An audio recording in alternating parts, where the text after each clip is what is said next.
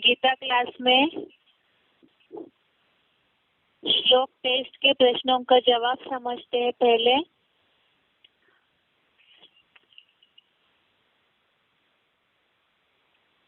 पहला प्रश्न है, विकल्प, सही उत्तर के लिए विकल्प बताएं। पहला प्रश्न है, अर्जुन को किस गुण में स्थिर होने बोला है? अर्जुन को किस गुण में स्थिर होने बोला है? विकल्प है, पहला सत्व गुण, दूसरा सत्व प्रधान। पहला सत्व गुण विकल्प है, दूसरा सत्व प्रधान। तो इसका जवाब है सत्व गुण में स्थिर होने बोला है। ये बात है दूसरे अध्याय के 45वें श्लोक में, श्लोक नंबर अध्याय नंबर 2 श्लोक नंबर 45। इसमें बात आई है अर्जुन को सत्व गुण में स्थिर होने बोला है।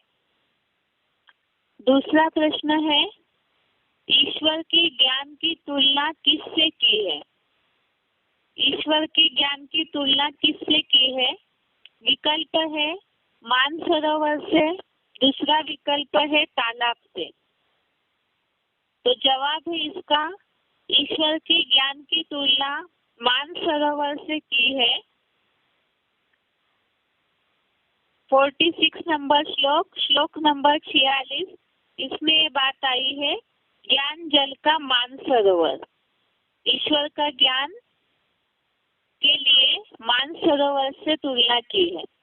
अगला प्रश्न है तीसरा, तेरा श्रीमत अनुसार डैश डैश में ही अधिकार है। तेरा श्रीमत अनुसार डैश डैश में ही अधिकार है। विकल्प है पहला कर्म संन्यास, दूसरा है कर्म योग। जवाब है तेरा श्रीमत अनुसार कर्म योग में ही अधिकार है। तेरा श्रीमत अनुसार कर्म योग में ही अधिकार है। इसके लिए 47 नंबर श्लोक, श्लोक नंबर 47 में ये वाक्य आया है, तेरा श्रीमत अनुसार कर्म योग में ही अधिकार है। अगला चौथा प्रश्न है, गीता में मूढ़ योनि किसके लिए बताया है? गीता में मूढ़ योनि किसके लिए बताया है? विकल्प है बुद्धिहीन जानवर, दूसरा विकल्प है राक्षस।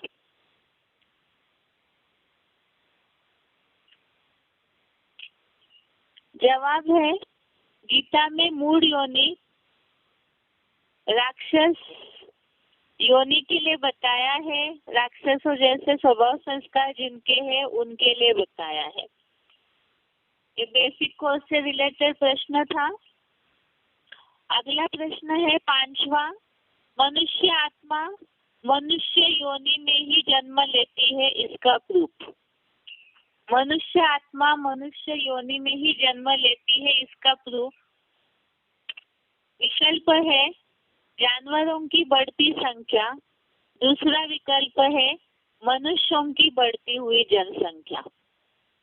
तो सही जवाब है मनुष्य आत्मा मनुष्य योनि में ही जन्म लेती है, इसका प्रूफ है मनुष्यों की बढ़ती जनसंख्या।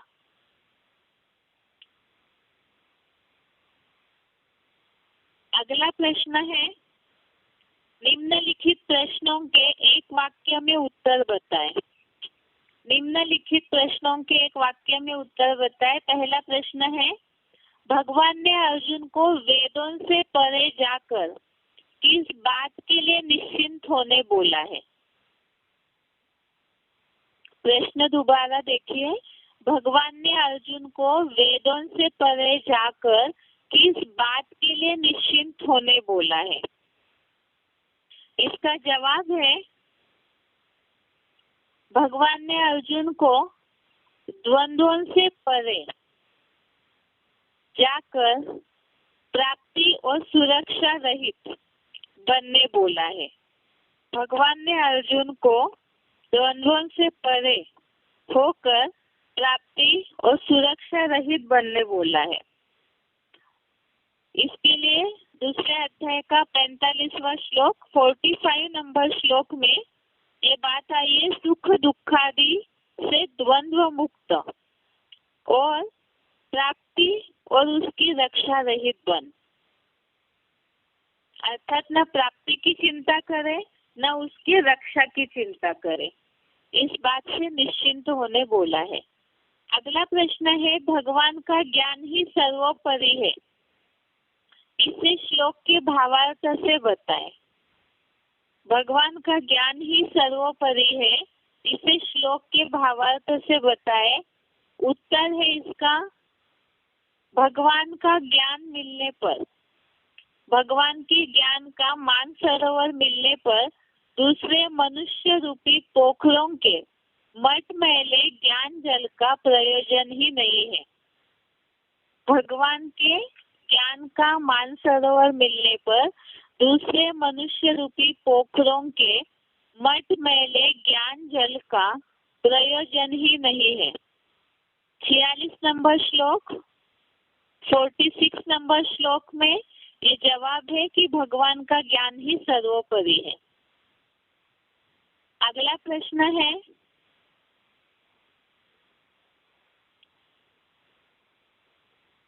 भगवत गीता अनुसार कर्म के लिए क्या श्रीमत दिया है? भगवत गीता अनुसार कर्म के लिए क्या श्रीमत दिया है?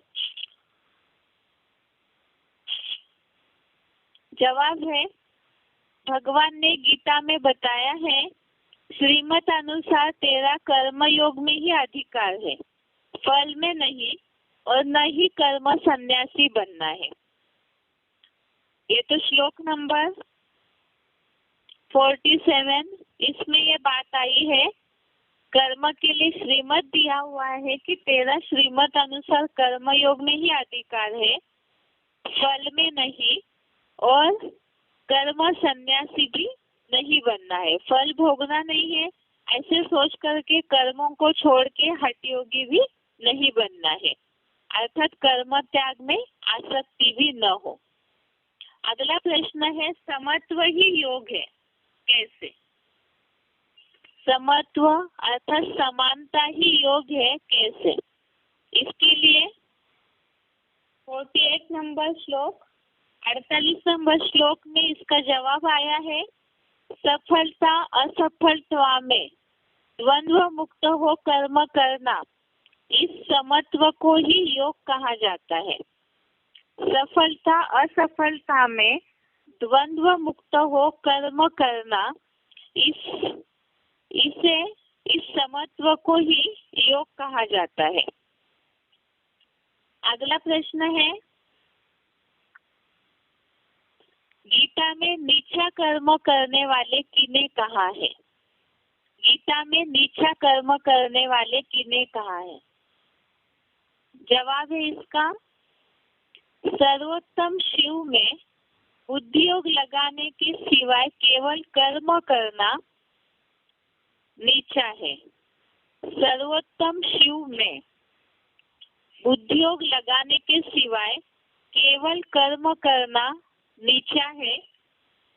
49 नंबर श्लोक 49 नंबर श्लोक में ये जवाब आया है, सर्वोत्तम शिव में उद्योग लगाने सिवाय, अर्थात ईश्वर की याद के बिना जो कर्म करते हैं वो कर्म अत्यंत नीचा है। अगला प्रश्न है, भगवत गीता में कंजूस किसे कहा है? भगवत गीता में कंजूस किसे कहा है? उत्तर है, कर्म फल के इच्छुक कंजूस है, क्योंकि विश्व कल्याण अर्थ कुछ देना नहीं चाहते हैं। कर्म फल के इच्छुक कंजूस है, क्योंकि विश्व कल्याण अर्थ कुछ देना नहीं चाहते हैं। ये भी 49 नंबर श्लोक में ही है। इसमें बताया है कि कर्म फल के इच्छुक जो है वो कंजूस है, और क्लैरिफिकेशन में बात आई है, विश्व कल्याण अर्थ कुछ देना नहीं चाहते हैं।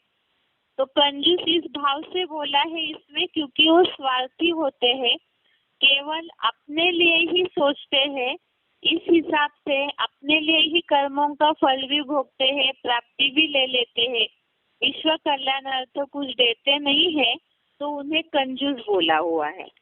इसके लिए नीचे क्लैरिफिकेशन भी दिया हुआ है श्रीनाथ के पुजारियों का, जो बेच करके भोग बेचते हैं और खुद खा जाते हैं। इस भाव से एक एग्जाम्पल दिया है। तो इस तरह से विश्व कल्याण के लिए जो कोई कार्य नहीं करते हैं उन्हें कंजूस कहा है। अगला प्रश्न है, मनुष्य पहले बंदर था, ये किसने कहा और क्या ये सही है या नहीं है और क्यों? बेसिक कोर्स से रिलेटेड ये प्रश्न है। 84 लाख योनियों की जहाँ बात आती है, प्रश्न दोबारा रिपीट कर रहे हैं। मनुष्य पहले बंदर था, ये किसने कहा और क्या ये सही है या नहीं और क्यों? इसका जवाब है, मनुष्य पहले बंदर था। ये बात साइंस में डार्विन थ्योरी है, उसमें बोला हुआ है। डार्विन एक वैज्ञानिक का, संशोधक का नाम है। उन्होंने ये थ्योरी रखी थी कि मनुष्य पहले बंदर था, और ये सही इसलिए नहीं है क्योंकि अगर मनुष्य सच में ही बंदर होता तो और बाकी सारे बंदर जो है वो मनुष्य क्यों नहीं बने, और अभी भी मनुष्य के संपर्क में रहने वाले बंदर मनुष्य में ट्रांसफर क्यों नहीं हो रहे। अगर ये थ्योरी सही होती कि मनुष्य बंदर है तो अभी भी वो लागू होनी चाहिए थ्योरी, अर्थात बंदर मनुष्य में ट्रांसफर होते हुए दिखने चाहिए थे। इसीलिए डार्विन थ्योरी को तो साइंस वालों ने भी गलत साबित किया है। अगला प्रश्न है, गीता के श्लोक अनुसार पाप योनियां किसे कहेंगे? गीता के श्लोक अनुसार पाप योनियां किसे कहेंगे? ये बेसिक कोर्स से रिलेटेड प्रश्न है।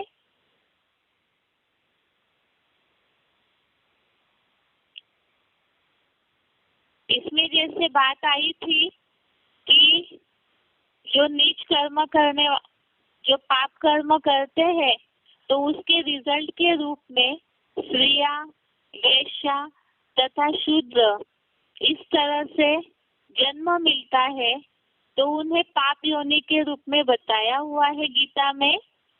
स्त्रियां, वेश्या और शूद्र, इस हिसाब से जिन्हें जन्म मिलता है तो उन्हें पाप योनि के रूप में गीता में बताया है। ये श्लोक था 9वें अध्याय का 32वां श्लोक, अध्याय 9 श्लोक नंबर 32। इसमें ये बात आई थी कि ऐसे जो पूर्व जन्मों के कर्मों के अनुसार स्त्रियां, वैश्या तथा शूद्र ऐसे पाप योनियों में जन्म लेते हैं, और अब पाप योनियों में जो जन्म लेने वाले हैं उनके लिए और भी बातें बताई है कि पाप के दंड के रूप में जिन्हें जन्म मिलता है वो असुरों जैसे विकारी बनकर सृष्टि चक्र में अधम गति को पाते हैं। इसे कोर्स समझाते समय अलग अलग बताया था। पाप योनियों के रूप में बताया था स्त्रियां, वैश्या तथा शूद्र, जो गीता में स्पष्ट उल्लेख आया है पाप योनि के रूप में, और साथ में ही पापों का दंड भुगतने के रूप में गीता में जो उल्लेख आया हुआ है आसुरी योनि का, जो 16वें अध्याय का 18, 19 और 20 श्लोक हमने देखा। 16वें अध्याय 16 श्लोक नंबर 18, 19 और 20, ये तीनों श्लोकों में हमने देखा था कि जो ऐसे विकारी है, अहंकार, बल, घमंड, काम, क्रोध से आश्रय, ऐसे जो है परमात्मा की योग ऊर्जा का विद्वेष करते हुए निंदक है, और ऐसे जो द्वेष करने वाले हैं परमात्मा की योग ऊर्जा का, वो क्रूर मनुष्य सबसे नीच महापापियों को मैं संसार चक्र में आसुरी योनियों में फेंकता हूँ। और ऐसे जो आसुरी योनि को प्राप्त हुए लोग हैं, जिनके लिए गीता में शब्द आया है मूढ़ा जन्मनि जन्मनि, अर्थात ऐसे लोग अधम गति को पाते हैं। और साथ में ही राक्षसी योनि का भी उल्लेख आया हुआ है। पाप योनि के रूप में प्रश्न पूछा है, लेकिन हो सकता है कईयों ने जवाब देते समय जैसे समझा है उस हिसाब से जवाब दिया होगा, इसीलिए जवाब में ये तीनों बातें बताई जा रही है। पाप योनि के रूप में स्त्रियां, वैश्या तथा शूद्र, इनका उल्लेख आया है। और पापों के दंड के रूप में जो अति के विकारी है, उन्हें सृष्टि चक्र में आसुरी योनियों के रूप में अधम गति में जन्म मिलता है, ऐसे बोला है। और साथ में ही 14वें अध्याय का 15वां श्लोक, अध्याय 14 श्लोक नंबर 15, इसमें मूढ़ योनि के रूप में बात आई है। मूढ़ मति के राक्षसों में, व्यभिचारी राक्षसों में पैदा होते हैं। तो ये सारी ही पाप योनि से रिलेटेड ही जवाब है। इसे समझाते समय अलग अलग इसलिए समझाया है, पाप योनि, आसुरी योनि और मूढ़ योनि, क्योंकि गीता में उसी प्रकार के शब्द आए हुए हैं। अलग अलग कर्म करने का जो दंड है, उसमें गीता में आसुरी योनि, मूढ़ योनि अर्थात राक्षस, इस तरह से शब्दांकन आया हुआ है। अगला 9वां प्रश्न है, शास्त्रों में आए हुए पुनर्जन्म के उदाहरण बताएं। ऐसी कौन से रिलेटेड ये प्रश्न है? शास्त्रों में आए हुए पुनर्जन्म के उदाहरण बताएं। इसमें पहले तो बात बताई थी, शिखंडी का जो पूर्व जन्म है वो अम्बा के रूप में दिखाया है। शिखंडी का पूर्व जन्म अम्बा के रूप में दिखाया है महाभारत में, और द्रौपदी को भी शिव भक्ति दिखाया हुआ है। तो ये दो शास्त्रों में आए हुए पुनर्जन्म के उदाहरण है।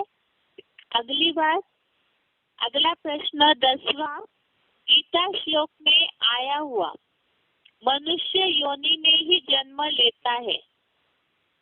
मनुष्य योनि में ही जन्म लेता है, इसे समझाए। गीता श्लोक में आया हुआ मनुष्य योनि में ही जन्म लेता है, इसे समझाए।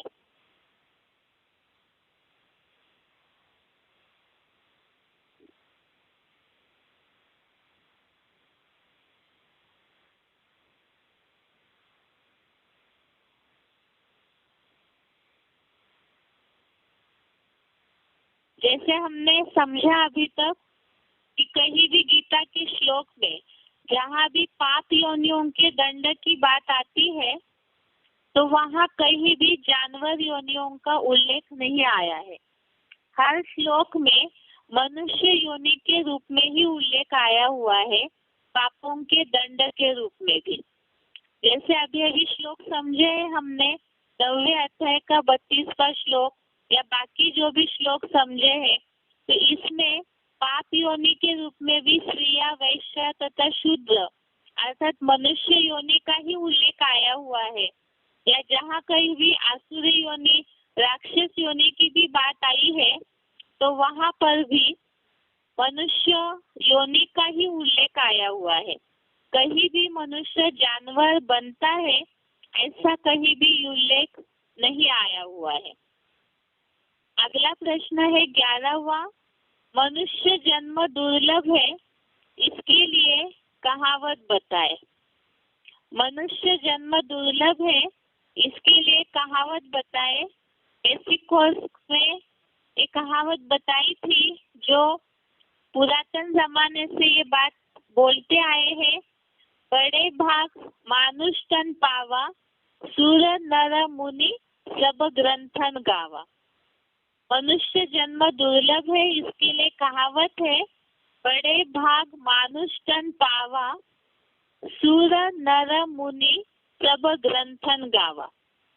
अर्थात ये बहुत भाग्य की बात है कि मनुष्य तन मिला है, और इसके लिए सारे ग्रंथों में भी गाया हुआ है, ऐसे इसका भावार्थ है। अगला प्रश्न है,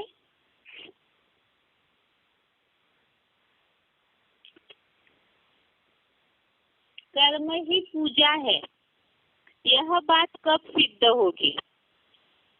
कर्म ही पूजा है, यह बात कब सिद्ध होगी? इसे इस हफ्ते के श्लोकों के आधार से दुनिया को कैसे समझाएंगे? जैसे मुरलियों में तो शिव बाबा ने ये बात बोली है, बाहर की दुनिया के ऑफिसर इस बात को समझते हैं कि कर्म ही पूजा है, अर्थात इस दुनिया में जो कर्म किए जा रहे हैं इसमें पाप पुण्य का कुछ भी महत्व दिए बिना कर्म करते हैं तो वास्तव में ऐसे कर्मों की पूजा नहीं होती है। अगर बाहर की दुनिया के ऑफिसर्स या जो भी लोग समाज सेवक है, बहुत ऐसे लोग हैं जो केवल समाज सेवा करना चाहते हैं, दुनिया का गरीबों का कल्याण करना चाहते हैं, या बहुत ऐसे नेताएं हैं वो सोचते हैं कर्म ही पूजा है, प्रजा का सेवा ही हमारा सब कुछ है, लेकिन उसमें पाप पुण्य का ध्यान नहीं देते हैं तो ऐसे कर्मों की पूजा नहीं होती है। इसीलिए कलयुगी दुनिया में जो भी मनुष्य कर्म कर रहे हैं उनके किसी के भी कर्मों की पूजा नहीं होती है। तो फिर गीता में इसका उल्लेख बताया हुआ है, इसके बारे में बताया है कि कौन से कर्मों की पूजा हो सकती है। जैसे अब लोगों को समझाते समय तो इतने सारे श्लोकों के नंबर तो नहीं बताएंगे, यहाँ केवल जो बेसिक कोर्स सीख रहे हैं या श्लोक सीख रहे हैं उनके रेफरेंस समझने के हिसाब से श्लोक नंबर के साथ जवाब दे रहे हैं।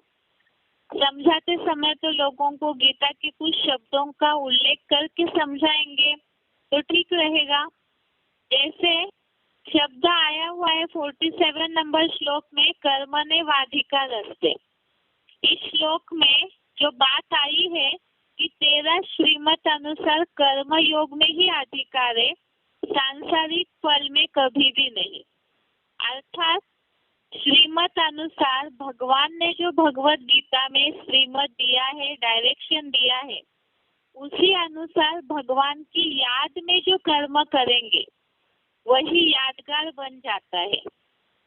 देवी देवताओं की पूजा होती है क्योंकि उनके जो मूर्तियां हैं वो स्थिर दिखने में आती है, अर्थात हमेशा ही उनकी जो अवस्था है वो योग की अवस्था दिखती है।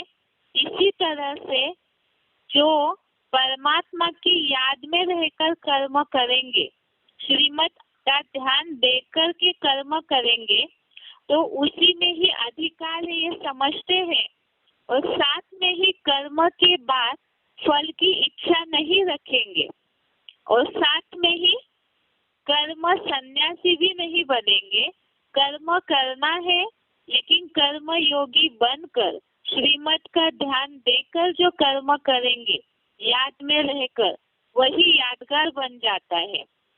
और साथ में ही जैसे गीता में बताया है 48 नंबर श्लोक में कि सफलता असफलता में समान होकर, अर्थात इसकी रिजल्ट की परवाह न करके केवल विश्व कल्याणार्थ समत्व अर्थात समान रह करके बुद्धि का बैलेंस रख करके जो कर्म किए जाते हैं जिसमें कोई फल की अपेक्षा नहीं रखेंगे, तो ऐसे फल जो है उसकी ही ऐसे जो कर्म है उनकी पूजा होती है।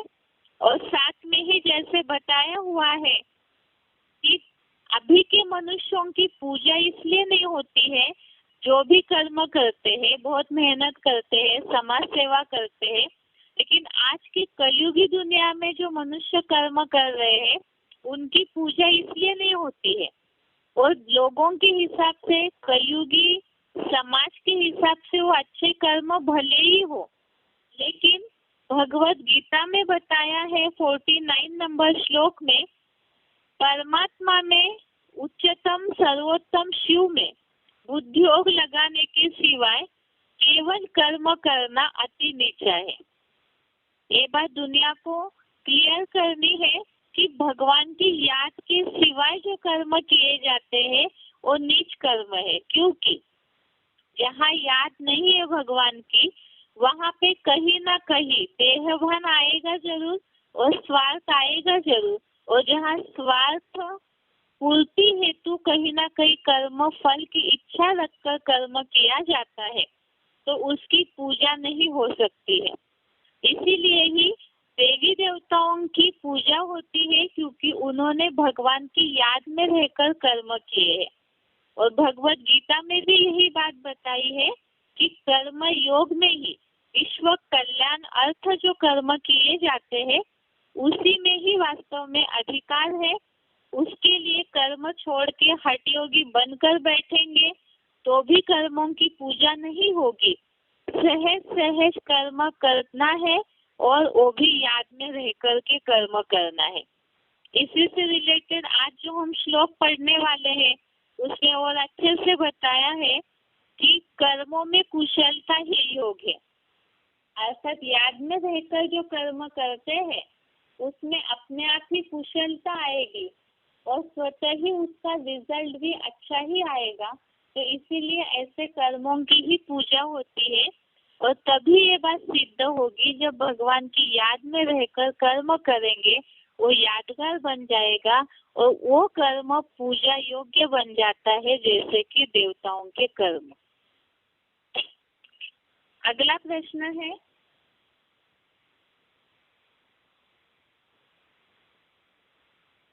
निम्नलिखित प्रसंगों के लिए गीता के श्लोक बताएं। पहला है, भगवान को भूल कर्म करना शूद्रपना है। भगवान को भूल करके कर्म करना शूद्रपना है।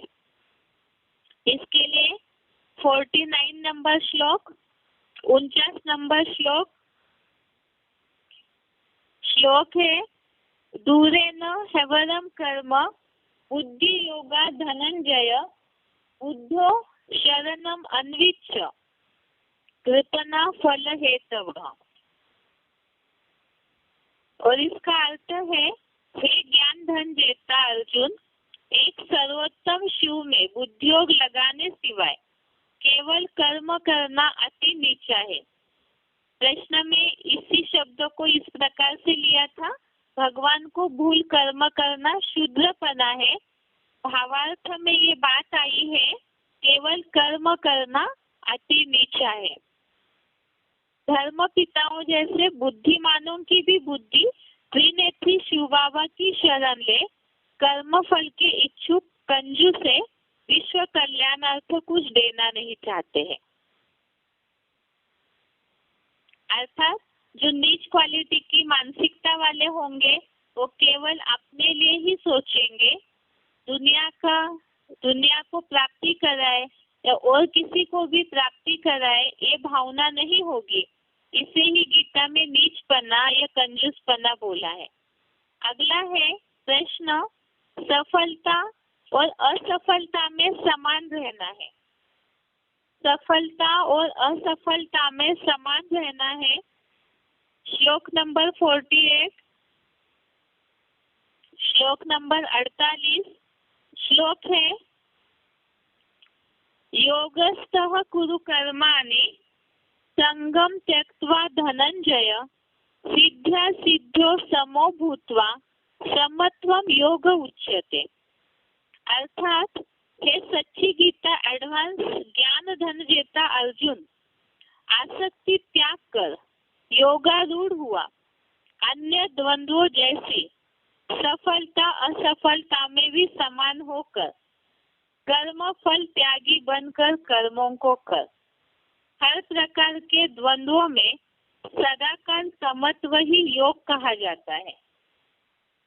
अगला प्रश्न है, कर्म फल में आसक्ति नहीं रखो। कर्म फल में आसक्ति नहीं रखो। श्लोक नंबर 47, श्लोक नंबर 47 श्लोक है, कर्मण्ये वाधिका रस्ते मा फलेषु कदाचन मा कर्मफल हेतुर्भूर्मा ते संगोस्तु अकर्मणे। अर्थात तेरा श्रीमत अनुसार कर्म योग में ही अधिकार है, सांसारिक फल में कभी भी नहीं। इसलिए कर्म फल का कारण मैं ही हूँ, ऐसे मत बनो। तुम्हारी लोक संग्रह अर्थ कर्म त्याग में कभी आसक्ति न हो। कर्म योगी बनना है, कर्म सन्यासी नहीं। अगला प्रश्न है, थर्ड क्लास मुरली नहीं सुनना है। थर्ड क्लास मुरली नहीं सुनना है,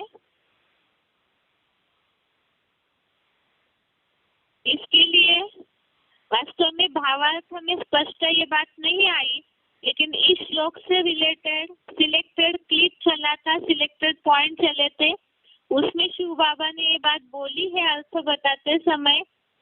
थर्ड क्लास मुरली नहीं सुनना है, इसके लिए श्लोक नंबर है 46, श्लोक नंबर है 46।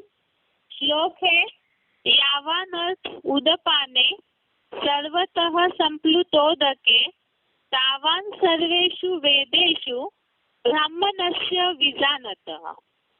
अर्थात चारों ओर से संपूर्ण भरपूर ज्ञान जल का मानसरोवर मिले तो इतना प्रयोजन छोटे छोटे मटमैले पोखरों में हो, उतना ही विशेष एडवांस ज्ञान सागर की ज्ञानी ब्राह्मण का सभी ब्रह्मा निस्तृत वेद वाक्यों जैसी मंथन रहित मुरलियों में होता है। तो यहाँ थर्ड क्लास मुरली की बात यहाँ आती है, जो बोला है कि जो एडवांस ज्ञान सागर के बच्चे हैं उन्हें जो वेद वाक्यों वाली मंथन रहित मुरलियां है, अर्थात कागज की मुरलियां है, उसमें कोई प्रयोजन नहीं होगा। अगला प्रश्न है, वेदों से परे जाना है। वेदों से परे जाना है, श्लोक नंबर 45, श्लोक नंबर 45। त्रैगुण्य विषया वेदा निश्चय गुण्यो भवार्जुन निर्द्वंद्वो नित्य सत्वस्थो निर्योग क्षेम आत्मवान। अर्थ है, हे अर्जुन, वेद 3 गुणों के विषय वाले हैं, यानी रजो और तमोगुणी भी है। तू यहाँ विष्णु लोकीय 3 गुणों से परे, सदा 16 कलाओं से भी अतीत, मेरे समान सत्व गुण में स्थिर हुआ, सुख दुखादि से द्वंद्व मुक्त, प्राप्ति व उसकी सुरक्षा रहित बन, क्योंकि योग क्षेमम वहां में हम, अतः देहभान छोड़ सदा काल आत्म बिंदु की स्थिति वाला बन जा। ये है संडे को जो टेस्ट हुई उसके जवाब।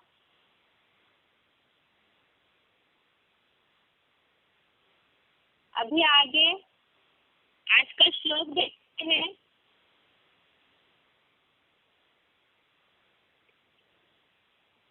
आज का श्लोक है दूसरे अध्याय का 50 नंबर श्लोक।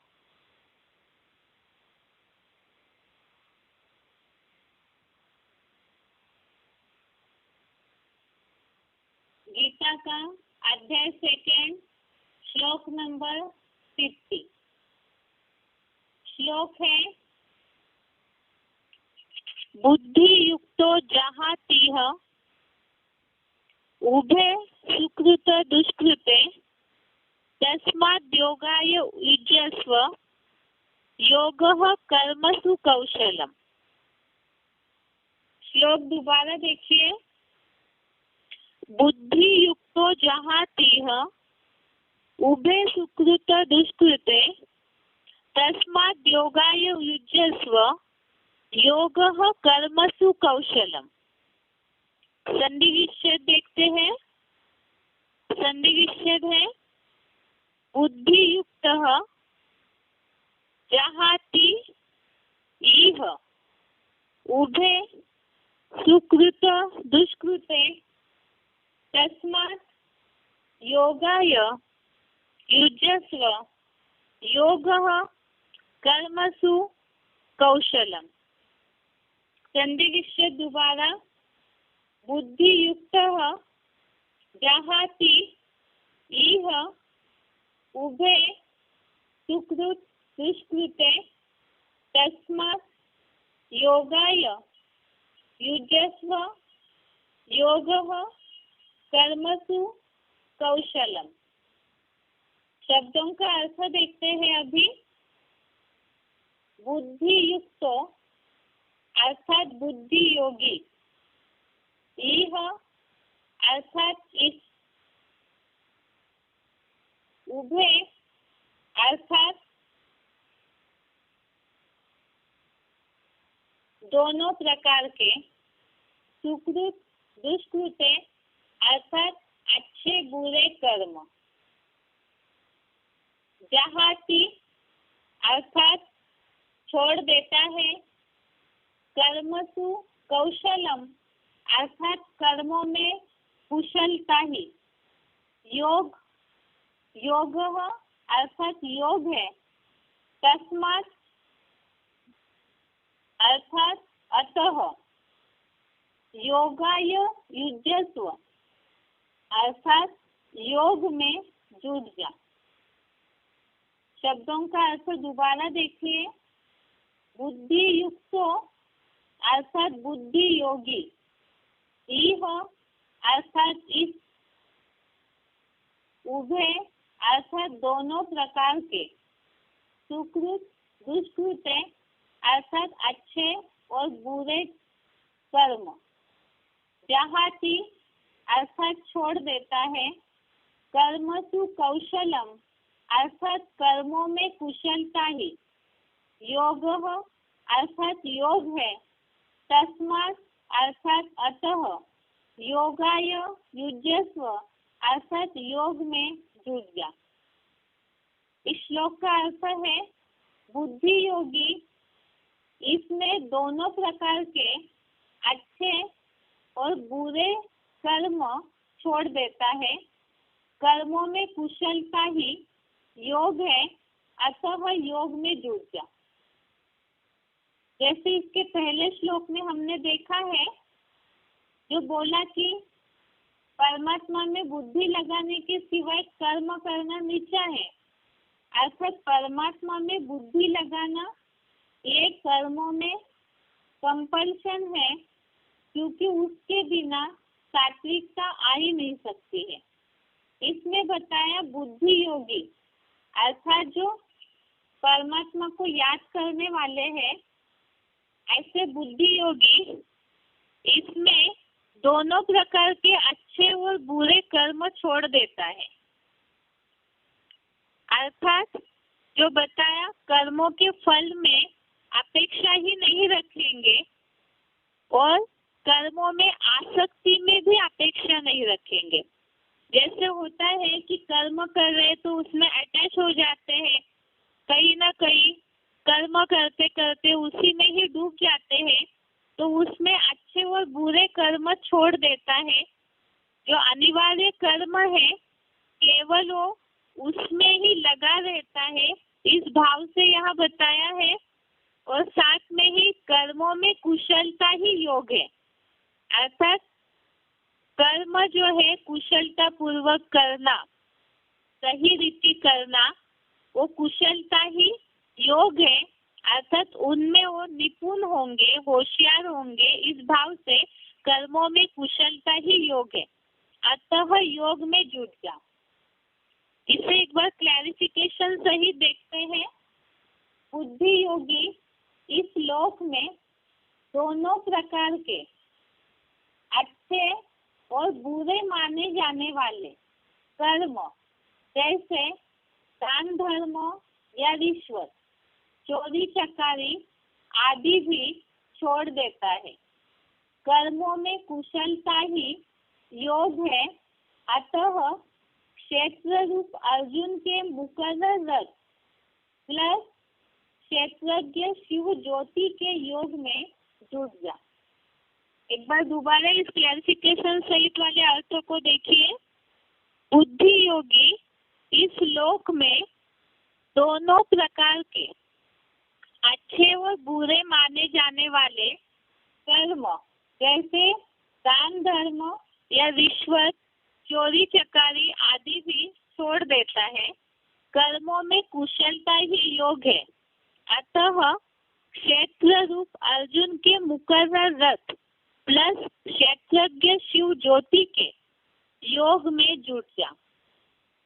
इसमें यहाँ जो बात आई है, बुद्धि योगी अर्थात जो परमात्मा में योग लगाने वाले हैं, ईश्वर में ही जो बुद्धि लगाने वाले हैं, इस लोक में अर्थात इस कलयुगी दुनिया में जो दोनों प्रकार के अच्छे और बुरे माने जाने वाले कर्म, अर्थात इस कलयुगी दुनिया में दान धर्मों को अच्छा माना जाता है, या तो बुरे कर्म जो है जैसे रिश्वत लेना, चोरी चकारी आदि, ये जो बुरे कर्म है, तो बुद्धि योगी अर्थात परमात्मा में जो बुद्धि लगाने वाले हैं, तो वो ये दोनों कर्मों को छोड़ देंगे।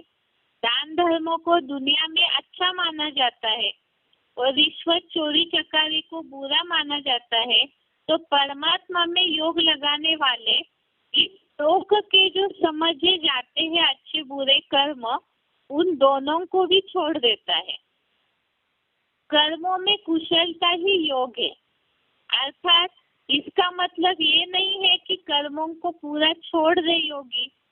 गीता में इस बात के लिए और भी श्लोक जो हमने बेसिक कोर्स में देखे हैं, उसका रेफरेंस यदि ले तो ये बताया हुआ है कि जो अनिवार्य कर्म है उसके बिना तो कोई रह ही नहीं सकता है, तो उन कर्मों को योगी डिटैच होकर के करता है कि ये कर्म जो है वो करना है, इसलिए सहज भाव से करता है।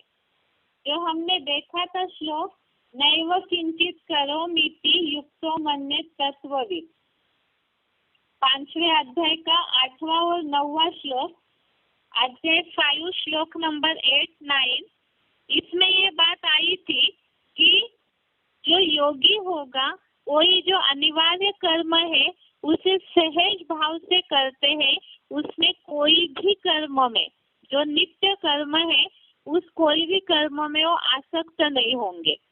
और जैसे इस दुनिया में जो दान धर्म करते हैं वो वहाँ तो इसलिए करते हैं क्योंकि वो फल की इच्छा रखते हैं, और रिश्वत चोरी चकारी जैसे बुरे कर्म इसमें स्वार्थ जुड़ा हुआ है इसीलिए करते हैं, तो स्वार्थ माना भी एक प्रकार के फल की अपेक्षा।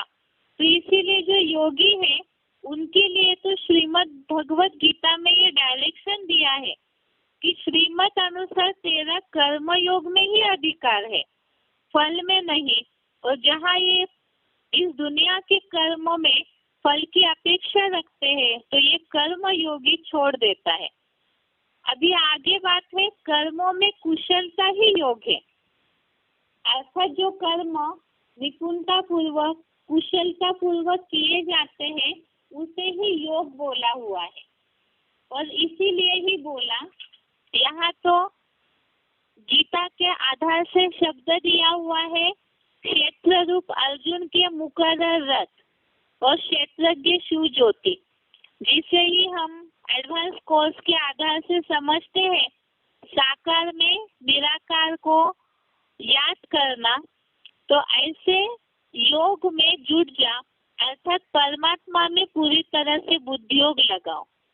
अभी इसमें ये हो सकता है जैसे वार्तालाप में सिलेक्टेड पॉइंट में ऐसे आई है बात, जो किसी ने प्रश्न पूछा है कि कोई कर्म कर रहे हैं और उस समय हम याद में रहते हैं तो गलतियां हो जाती है, तो उसके लिए शिव बाबा ने एग्जाम्पल दिया था कि जो याद में रह कर के कर्म करते हैं उसमें गलतियां ही नहीं होगी, देहभान में ही भूले होती है।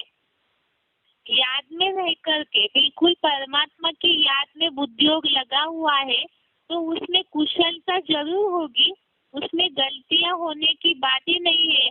जैसे उदाहरण दिया था कि दूध उबालने रखा है और कोई कहे हम याद में थे तो दूध उबल के चला गया, लेकिन वास्तव में शिव बाबा ने इसी का उदाहरण देके बोला कि याद में रहेंगे तो कर्मों में अलर्टनेस होगा, अटेंशन होगा, जैसे अव्यक्त वाणियों में ये बात आती है, जहाँ बाप है वहाँ पाप नहीं, और जहाँ पाप है वहाँ बाप नहीं।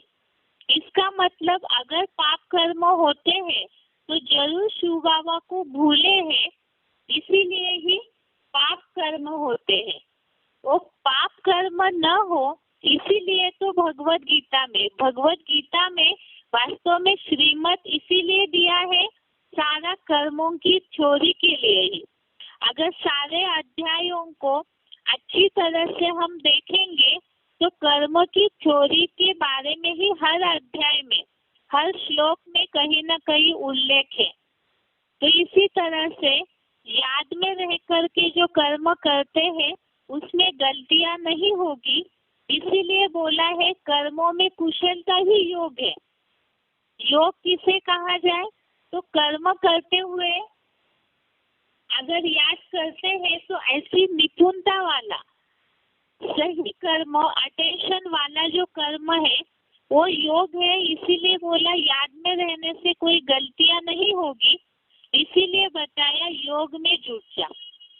तो इसीलिए ही इन बातों में होना चाहिए कि बुद्धि योगी अर्थात बुद्धि का योग सदैव शिव बाबा के साथ जुड़ा हुआ हो।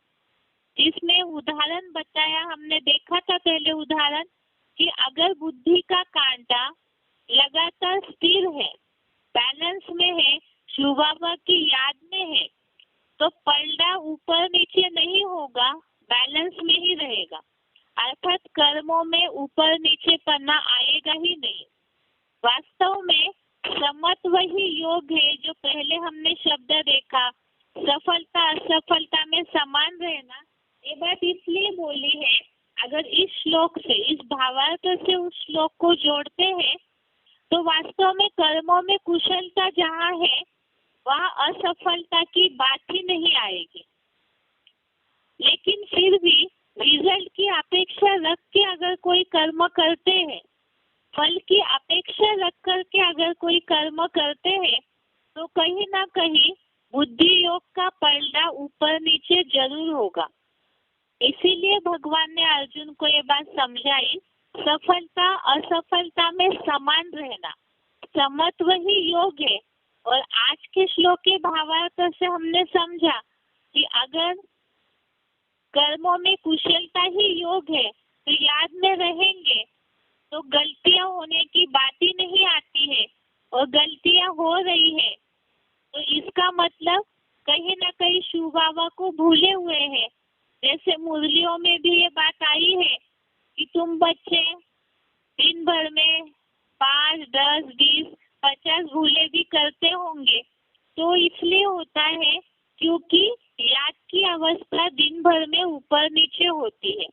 और इसीलिए ही एडवांस कोर्स में मुरलियों में भी शिव बाबा ने बोला है निरंतर याद की प्रैक्टिस करना है। जैसे मुरली में, संगठन की मुरली में भी ये बात आई थी कि 8 घंटे याद करते हैं तो पास विद ऑनर्स में जाते हैं, और जितना जितना कम याद की प्रैक्टिस होगी उतना उतना कम माला का मन का नीचे उतरता जाएगा। तो इसीलिए ही जितना याद में रहेंगे तो उतना कर्मों में कुशलता आएगी। इसीलिए ही योग में जुट जा, ये भगवत गीता में भी डायरेक्शन दिया है। और जैसे हमने पहले भी समझा, भगवत गीता के हर अध्याय के नाम के आगे योग शब्द जरूर जुड़ा हुआ है, क्योंकि भगवान की याद में ही सब कुछ समाया हुआ है, और तब ही ऐसे कर्मों की ही पूजा हो सकती है। भगवान की याद में रहकर जो कर्म करेंगे वही यादगार बन जाएगा, और जो परम पद है, देवता पद की प्राप्ति है, उस लक्ष्य के भी उतना ही नजदीक जाएंगे। ये आज के श्लोक का अर्थ है। एक बार इसे दोबारा देखते हैं। बुद्धि योगी इस श्लोक में दोनों प्रकार के अच्छे और बुरे माने जाने वाले कर्म, जैसे दान, धर्म या रिश्वत, चोरी चकारी आदि भी छोड़ देता है। कर्मों में कुशलता ही योग है। अतः क्षेत्र रूप अर्जुन के मुकर्रर रथ प्लस क्षेत्रज्ञ शिव ज्योति के योग में जुट जा। इस श्लोक से रिलेटेड ही कुछ अव्यक्तवाणी के पॉइंट्स हैं, लेकिन इसके पहले हम आज के श्लोक का अर्थ और उच्चारण सुनते हैं।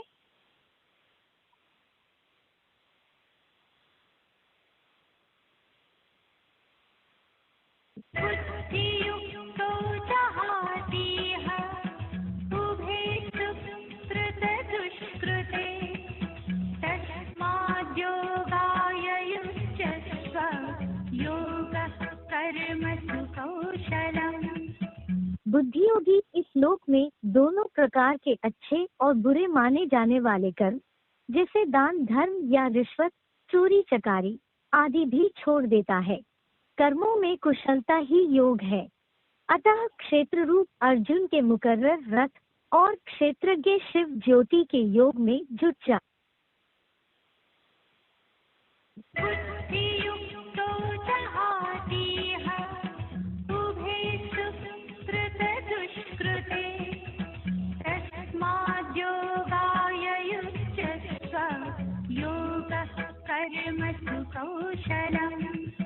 बुद्धियोगी इस श्लोक में दोनों प्रकार के अच्छे और बुरे माने जाने वाले कर्म, जैसे दान धर्म या रिश्वत, चोरी चकारी आदि भी छोड़ देता है।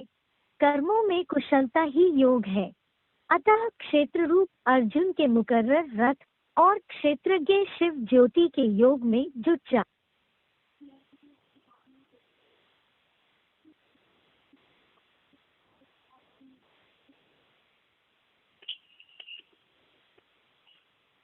आगे अव्यक्तवाणी का पॉइंट।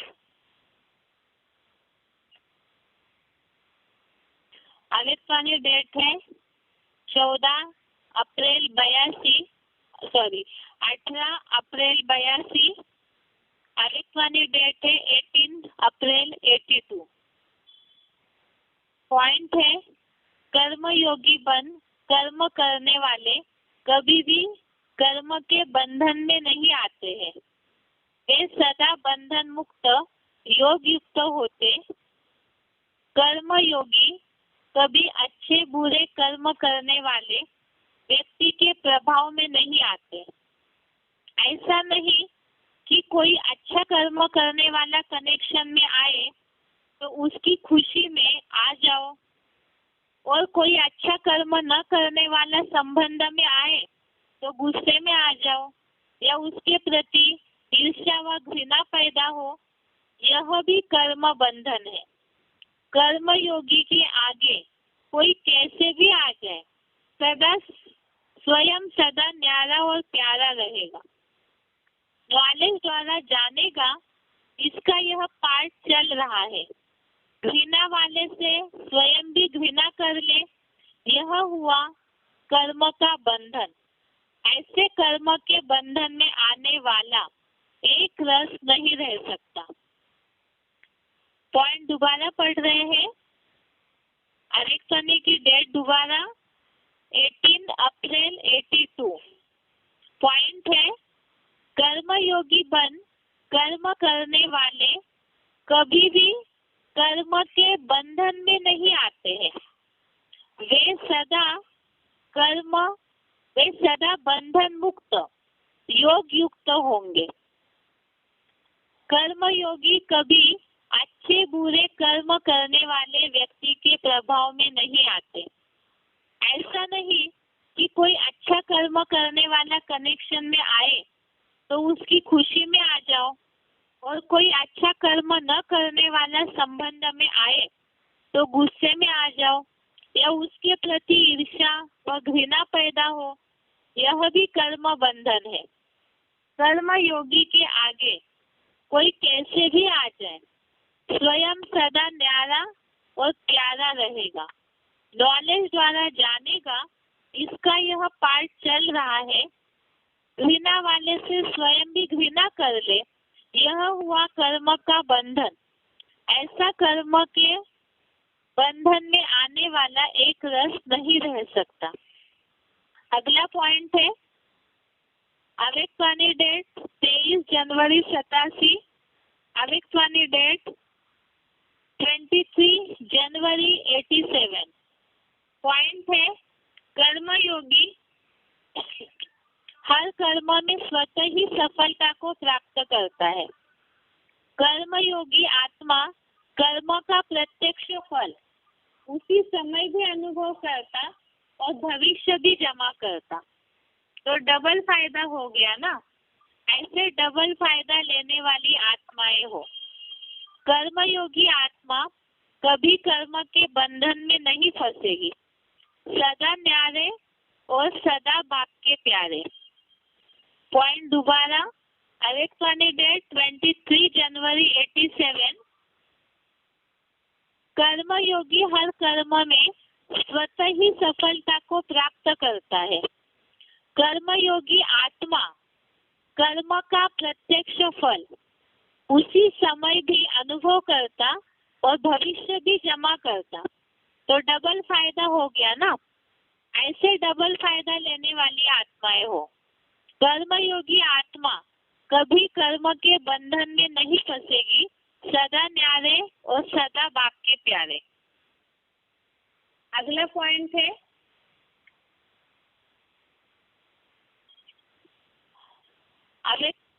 अवेक्तवाणी की डेट है 28 जून 73। अवेक्तवाणी डेट है 28 जून 73। पॉइंट है, जो कर्म याद में रहकर करते हैं वह कर्म यादगार बन जाता है। क्या ऐसे यादगार मूर्त अर्थात कर्मयोगी बने हो? कर्मयोगी अर्थात हर कर्म योग युक्त, युक्ति युक्त, शक्ति युक्त हो। पॉइंट दोबारा, डेट 28 जून 73। जो कर्म याद में रहकर करते हैं वह कर्म यादगार बन जाता है।